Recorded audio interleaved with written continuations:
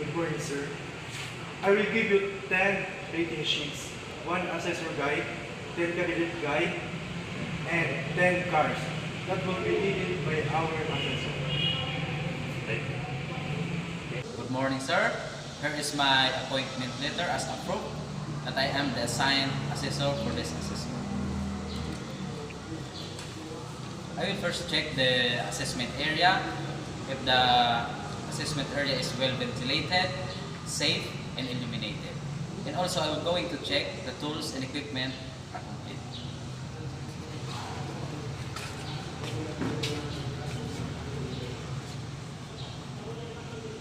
Sir, I checked that the tools and equipment are complete and the assessment area is well ventilated, illuminated, and safe. So we can now start our assessment. So these are the documents that you need for this assessment. Here is the 10 rating sheets, 1 assessment guide, 10 cars, 10 specific instruction, 3 attendance sheet, digital assessment, and 10 application form. Thank you. Okay. Good morning, candidates. I am Elmer Bichayda, your accredited competency assessor for automotive servicing in situ. So, here is my ID with number 22-007 as a proof that I am the assessor for your assessment, for this assessment for automotive servicing in situ. So, before we start, I would like to acknowledge the presence of Mr. Rafael Daza, our AC manager. Good morning, sir. And Jugo Diaz, a representative from ESTA. Good morning, sir. Okay, so you do not have to worry about their presence. They are here to oversee the conduct of the assessment, whether if the assessment process is in accordance with the prescribed competency assessment methodologies and procedures. So, they will not assess you. I will be the one to assess you.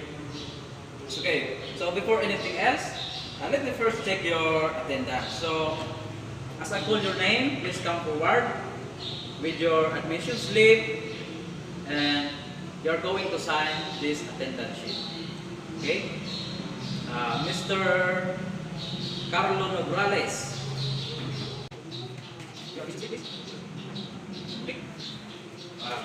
Mr. John Hilario.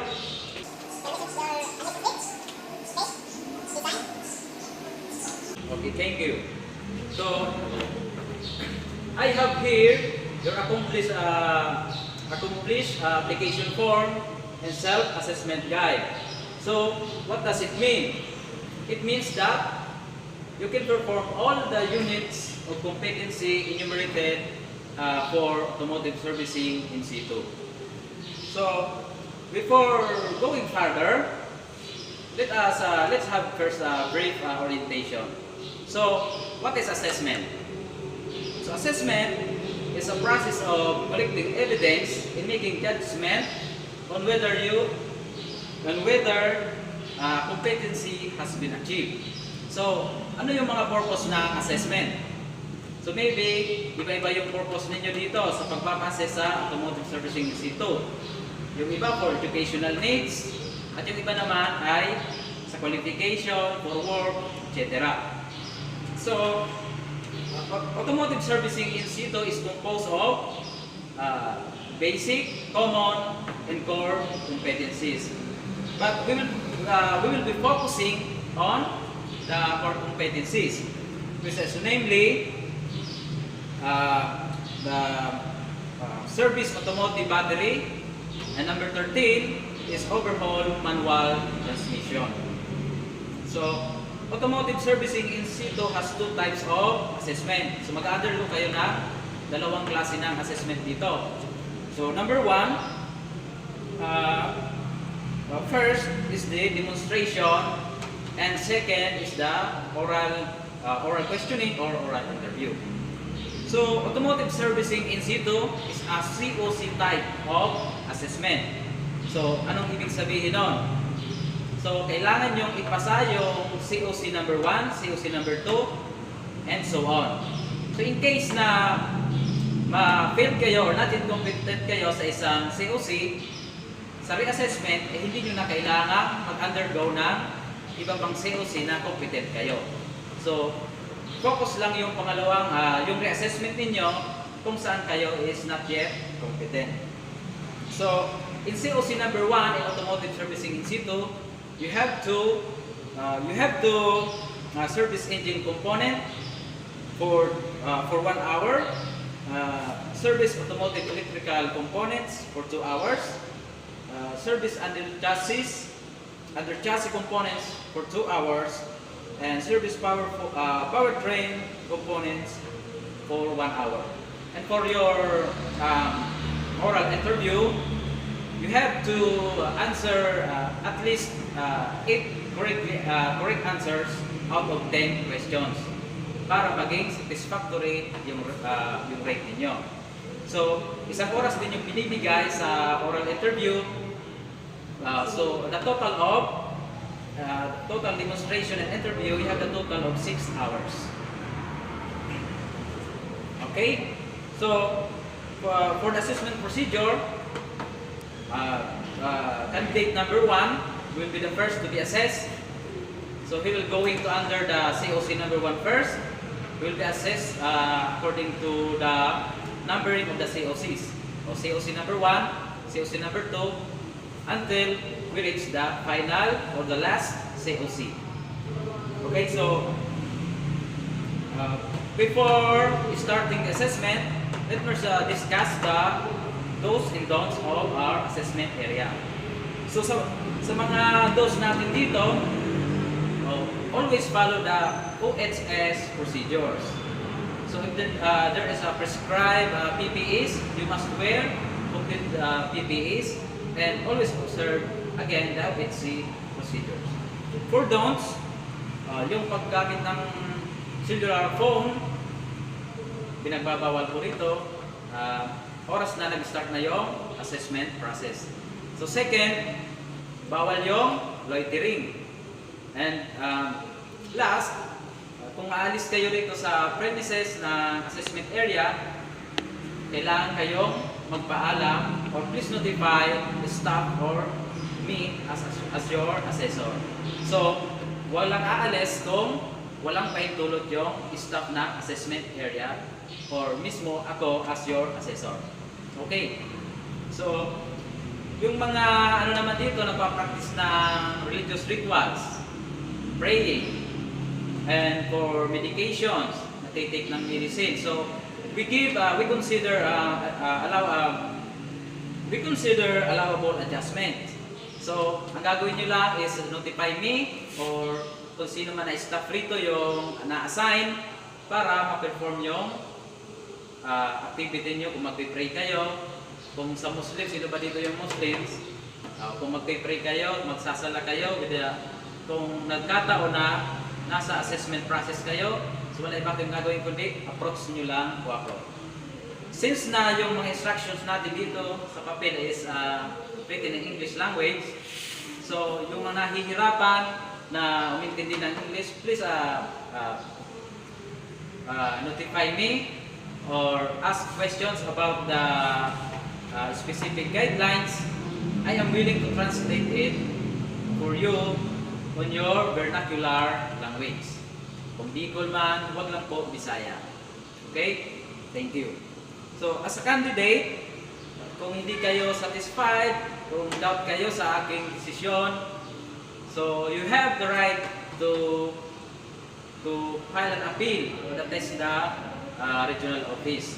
So, gagawin nyo lang, magsusulat kayo ng appeal doon at sa sino man ang representative sa TESDA na kailangan nyo i-address yung sulat nyo. So, in me as an assessor, I have the right to stop the assessment process kung may nakikita kung magiging dahilan ng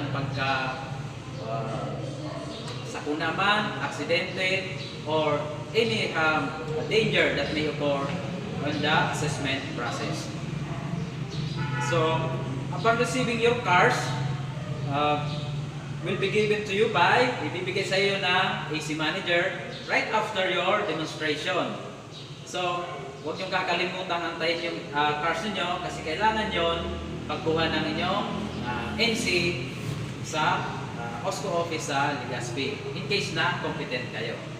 So, after 3 working days, after receiving the cars, you can apply for your NC certificate. So, ano po yung mga kailangan ninyo? So, number 1, of course, the cars. And passport size picture with white background. And 50 pesos for processing fee. So, your NC is valid for 5 years. So, in case na sa isang COC is yung result is not yet competent, there are 2 options para sa inyo. So, yung number 1, you can apply for reassessment of your COC kung saan kayo not yet competent at any accredited assessment area in your own convenient time. So, number 2, pwede nyo i-apply sa TESDA yung mga COC for NC certificate, yung COC na ang result is competent. Okay? Okay? So, i-assign ko kayo the numbering based on your candidate's number based on your attendance sheet. So, bali first candidate to perform will be Carlo Nograles and followed by John Hilario. So, any questions? Okay? Since there's no questions, I will give you now the specific instruction. Please read them carefully for 10 minutes. And kung may katanungan pa ulit, don't hesitate to raise questions while hindi pa tayo nag-umpisa ng assessment. Okay, here is your specific instruction. Okay, time's up. Let me introduce to you the tools and equipment that we'll be using during the assessment. Okay, here is the tools. Okay. Okay, let's start our assessment. I will call the number 1 candidate, Carlo, while the remaining other rest candidate, Hilario, please wait on the waiting area. Okay, and so COC number 1, you have to service engine component. Time starts now. Okay, stop. COC number 2, you have to service automotive electrical components. Time starts now. Okay, stop. And COC number 3, you have to service under chassis components. Time starts now. Okay, stop. COC number 4, the last, service powertrain components. Time starts now. Okay, stop. Okay, in COC number 1, you have to perform service engine component. Time starts now. Okay, stop. COC number 2, you have to service automotive electrical components. Time starts now. Stop. Okay, COC number 3, you have to service under chassis components. Time starts now. Stop. Okay, number 4, COC, service powertrain components. Time starts now. Okay, stop. So, okay, for your oral interview, you have to answer at least 8 correctly answers out of 10 questions. So, number 1 question, what will you do if the engine overheats? Okay. Number 2 questions. Number 10, what will you do if the battery is not charging? Okay.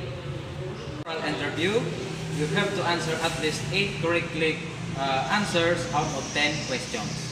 So, number 1 questions, what will you do if the engine overheats? Okay.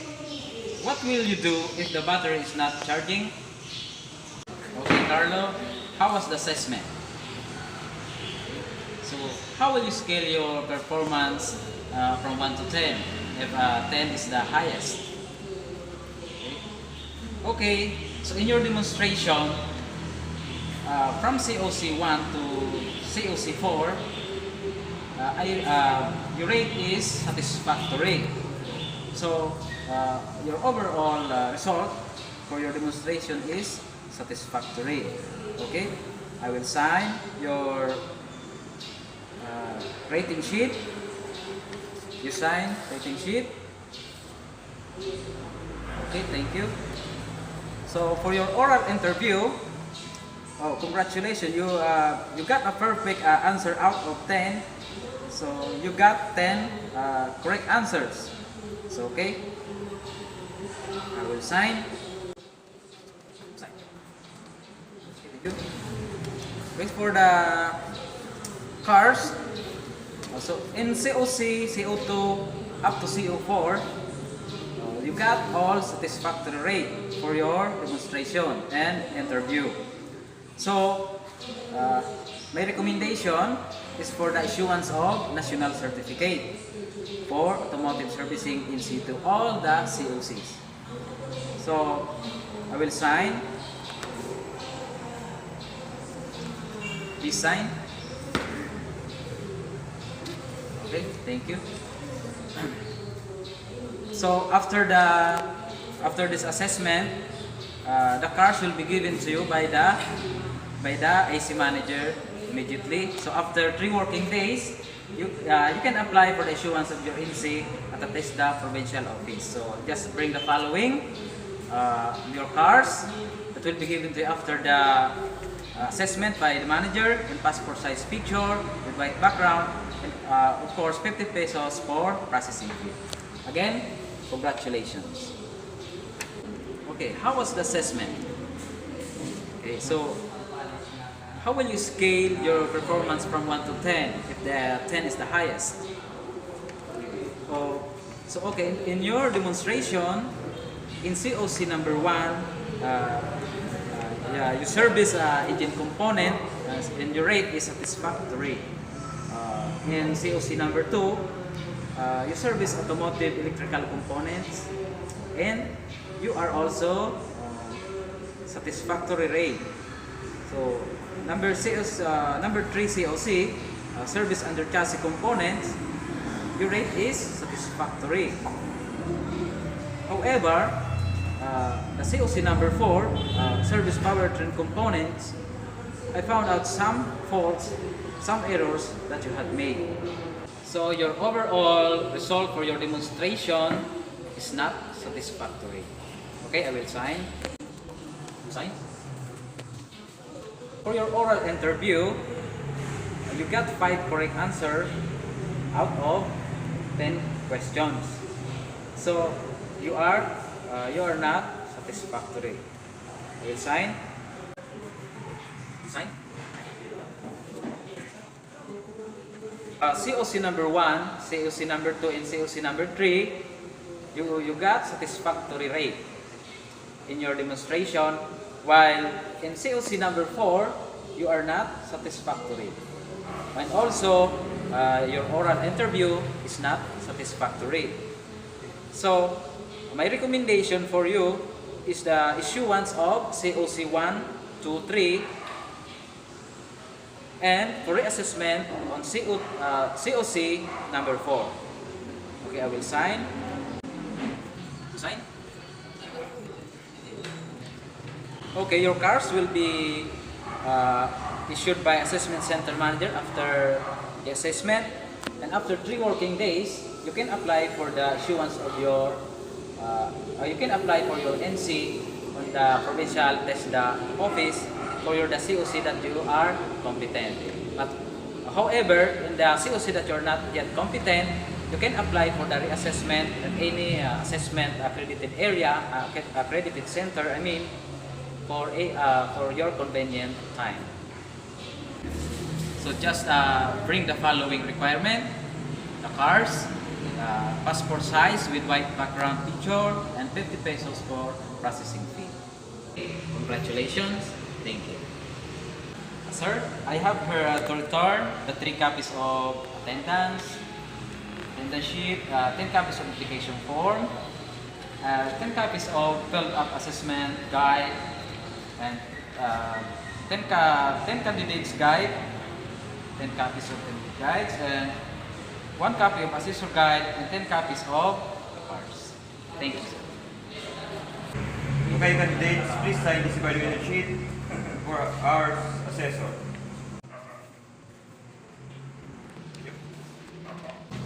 Okay, here's your cars.